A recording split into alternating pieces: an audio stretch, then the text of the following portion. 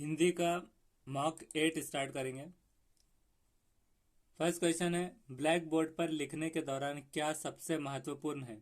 अच्छा लेखन में स्पष्टता, बड़े अक्षरों में लेखन, छोटे अक्षरों में लेखन। सेकंड तो ये सेकंड बताओ। सेकंड हम लेखन में स्पष्टता मतलब वाजह तौर पर मतलब दिखाई भी देना, लिखना भी अच्छा जिसमें आ जाएगा। साफ तो इसमें हम सेकंड अभी फिलहाल कर देते हैं। नेक्स्ट है, अंग्रेजी शिक्षण के संदर्भ में शिक्षण कौशल का अर्थ क्या है? शिक्षक का व्यवहार, शिक्षण गतिविधि, शिक्षक व कार्य, इनमें से सभी। तो फिलहाल हम इसे सभी कर देते हैं, सभी। नेक्स्ट है, अंग्रेजी शिक्षण के संदर्भ में शिक्षण कौशल्य का अर्थ क्या है? तो ये भी सभी हम कर देंगे इसे। नेक्स्ट है, यदि कोई छात्र कक्षा में अक्सर चुप रहे लेकिन घर पर वह खूब बातें करे तो इसका मतलब इसका संभावित कारण क्या है? कि कक्षा में उसकी भाषा का सम्मान नहीं होता, या वो भाषा प्रयोग नहीं जानता है, वो बाकी बच्चों से डरता है, कक्षा में उसे चुप रहना अच्छा लगता है। तो फोर्थ तो नहीं है, बच्चों से डरता है, ये भी गलत रहेगा। अब प्रयोग जो कर दो है, भाषा का प्रयोग नहीं जानता, सेकंड प्रयोग या फिर और फर्स्ट तो ये है कि कक्षा में उसकी भाषा का सम्मान है, तो ऐसा नहीं रहेगा। उसको भाषा का प्रयोग नहीं आता इसलिए डरता है कि क्या कह दूँ तो क्या मतलब ऊपर नीचे हो जाएगा सेंटेंस, इसलिए। नेक्स्ट है, किस तरह के परिवेश में बच्चों को भाषा विकास अपेक्षाकृत बेहतर होगा? एकल परिवार जहां माता पिता मानक भाषा का प्रयोग करते हैं, संयुक्त परिवार जहां परिवार के सभी सदस्य बच्चों के साथ निरंतर अंतःक्रिया करते हैं, आधुनिक तकनीकी से लैस कक्षा जहां भाषा प्रयोगशाला का निरंतर प्रयोग होता है, और फोर्थ है कि शिक्षक द्वारा मानक भाषा का प्रयोग करना। इसे फिलहाल सेकंड करेंगे कि संयुक्त परिवार जहां परिवार के सभी सदस्य बच्चों के साथ निरंतर अंत क्रिया करते हैं।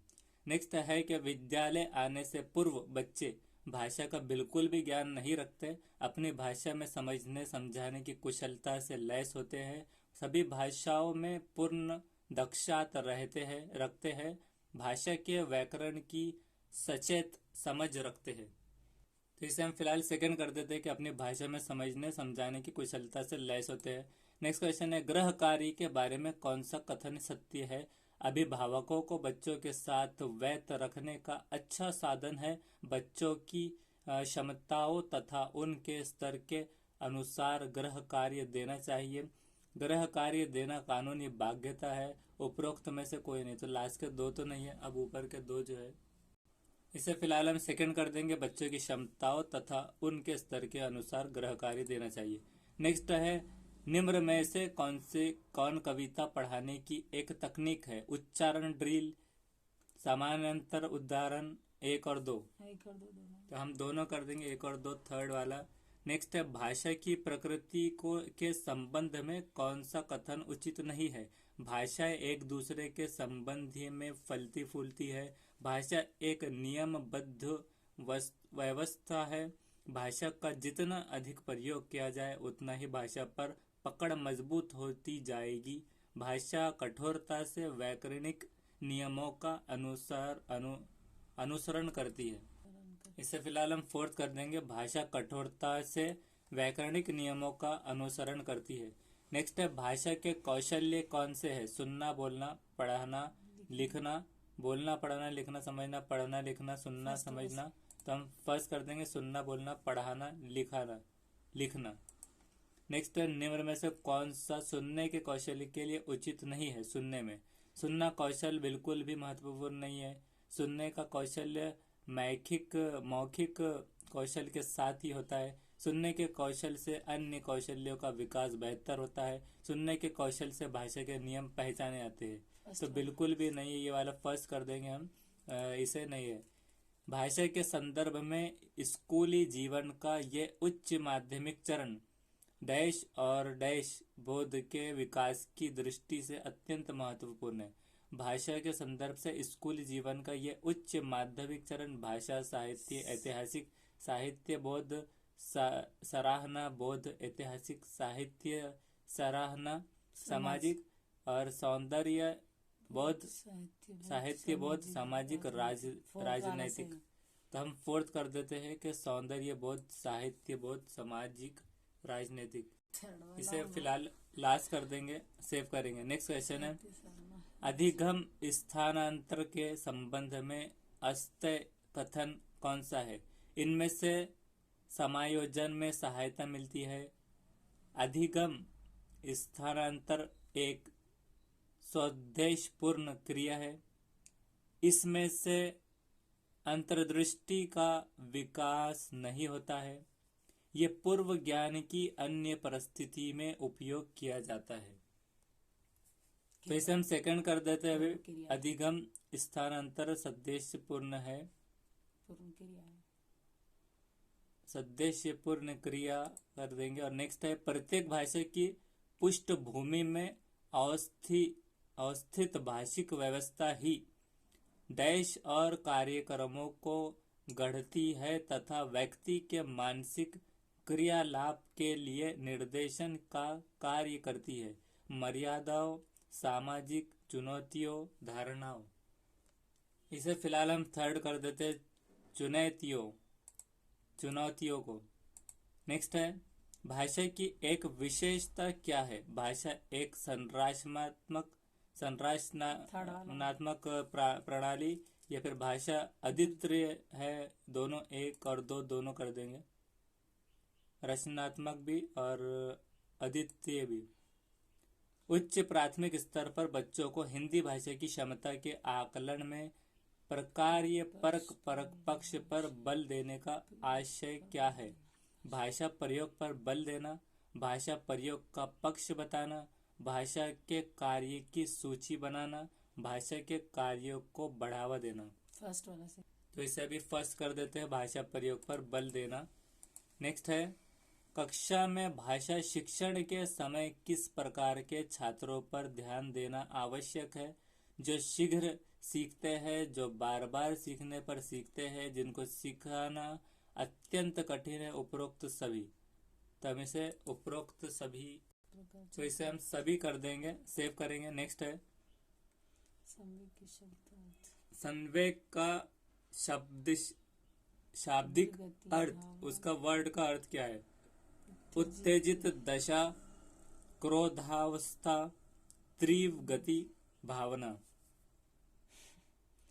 तो इसका हम करेंगे उत्तेजित मतलब एक्साइटेड, संवेद मतलब जल्दी चलना, चाल वगैरह। तो उत्तेजित एक्साइटेड होना, ये उसका शब्दार्थिक अर्थ।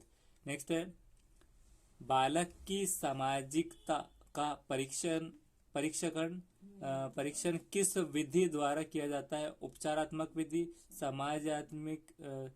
समाजमिति विधि या फिर साक्षात्कार प्रयोगात्मक विधि। इनमें से कौन सी बालक की सामाजिक का परीक्षण किस विधि द्वारा किया जाता है? सामाजिकता का परीक्षण उपचारात्मक विधि, समाजमिति विधि, साक्षात्कार प्रयोगात्मक विधि। इससे फिलहाल हम अभी उपचारात्मक कर देते हैं। नेक्स्ट है, बहु सांस्कृतिक पृष्ठभूमि वाली कक्षा में भाषा शिक्षक को क्या करना चाहिए? बच्चों को मानक भाषा प्रयोग के लिए ही कहना चाहिए, मौखिक कौशलों पर बल देना चाहिए, अभिव्यक्तात्मक कौशलों पर ही बल देना चाहिए, परस्पर बातचीत करने के अधिकतर अवसर देना। इसे फिलहाल अभी फर्स्ट कर देंगे, बच्चों को मानक भाषा के प्रयोग के लिए ही कहना चाहिए। नेक्स्ट है, समवाय विधि का प्रयोग किससे शिक्षण में किया जाता है? पग शिक्षण में, कथा शिक्षण में, निबंध शिक्षण में, उपरोक्त में से कोई नहीं। इसे फिलहाल हम निबंध शिक्षण में कर देंगे। नेक्स्ट है, इनमें से कौन सा भाषा विकार नहीं है? डिसलेक्सिया, डिस्ग्राफिया, हकलाना, बड़बड़ाना। तो लास्ट करेंगे बड़बड़ाना। सभी छात्रों में अधिगम की क्षमता होती है, भिन्न भिन्न, समान, एक तथा दोनों। फिलहाल इसे हम अभी एक तथा दोनों कर देंगे। नेक्स्ट है, हिंदी भाषा की कक्षा में सभी बच्चे समान रूप से हिंदी सीखते हैं, सभी बच्चे समान रूप से हिंदी बोलते हैं, सभी बच्चे एक ही भाषा के होते हैं, सभी बच्चे एक ही भाषा के नहीं होते। तो नहीं होते नहीं होते ये होते। दोनों हटा देंगे। भाषा की कक्षा में एक क्लास ही में भाषा। हिंदी। इस- तो इससे फिलहाल अभी हम हिंदी सीखते हैं कर देते हैं, क्योंकि वो सीखना है, बोलने की क्लास तो नहीं है। और एक ही भाषा के होते हैं तो जिसको नहीं आता वो भी सीखेगा, इसलिए हिंदी भाषा का जो रहेगा तो हिंदी कर देते हैं। व्याकरण शिक्षण के संदर्भ में आपका बल किस बिंदु पर होगा? व्याकरण के नियमों की सैद्धांतिक विवेचना पर, व्याकरणिक कोटियों की पहचान पर, व्याकरणिक नियमों का कंठस्थन करने पर, व्याकरण के व्यवहारिक पक्ष पर।